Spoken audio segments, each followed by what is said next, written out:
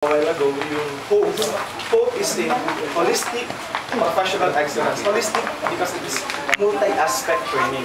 Hindi lang po ito skills, ito po yung 50% lang ng ating katawan. Ang kabuuan ng ating pagkatao, meron niya na disiplina, meron pang other skills na kinakailangan. You cannot be successful kapag isa lang. Yung isang dimension lang tututukan natin.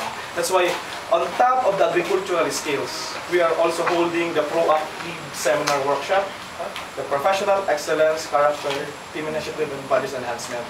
Then, we also have entrepreneurship. Entrepreneurship dahil kapag agrikultura lang pinag-aralan mo, it cannot be a tool at this time. Napaka-competitive ng mundo natin. If you will be thrown out again after 1 month to the real world, kakainin tayo ng competition. But if you have that tool, 4 UP professors are coming over to train you, then you have the proper attitude. Tapat natin ng KLL, we can always stop from time to time to ask Jobit kung pwede kahit isang 15 minutes lecture kung ano sa attitude develop, I can partner with him. So this not only a multi-aspect but also maraming mga partners, multi-partners yung natin, yung ginawa natin na training. So sa lahat ng yon, ginawa natin ito doon sa overall objective of nation building. That's why the activity, if you will notice, meron tayong rise up, pero meron tayong simulain na una, ipapasalamat sa Diyos. Di ba? Yung structure, merong flag ceremony. Kaya sabi ko kay Mr. Jobit Malitaw, sabi ko, mahalaga sa amin yung nationalism.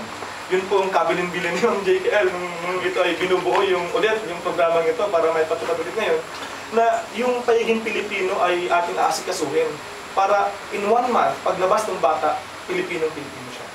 Kailan nyo naramdaman sa buhay nyo yung salita na bayang magiliw, perlas ka ng silangan. Bayang magiliw. Pag sinabing magiliw, enthusiastic ka to be a Filipino. When you heard Pinoy did his sona yesterday, were you enthusiastic? Yun yung ara natin bukas. Were you enthusiastic? Or sa kanya ba natin iasa? Ako, I'm very proud of myself dun sa aking pagka-Pilipino dahil hindi po naging glamorous yung trabaho ko.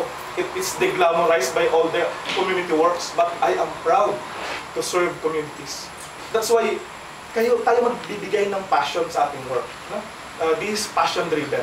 And gusto natin na ihubog din kayo mga kabataan. Pagbalik nyo sa Kabuyaw, 6 kayo, yung mga taga-Lipa, 6 din kayo, kakalat po yan. There is a multiplier effect na tinatawag. Then SWAP will also join. Magkakatulungan tayo ng iba-ibang klaseng learning. They are formally educated dun sa formal education. This is a non-formal education. Magkakatulungan tayo. So this is the brain of HOPE program.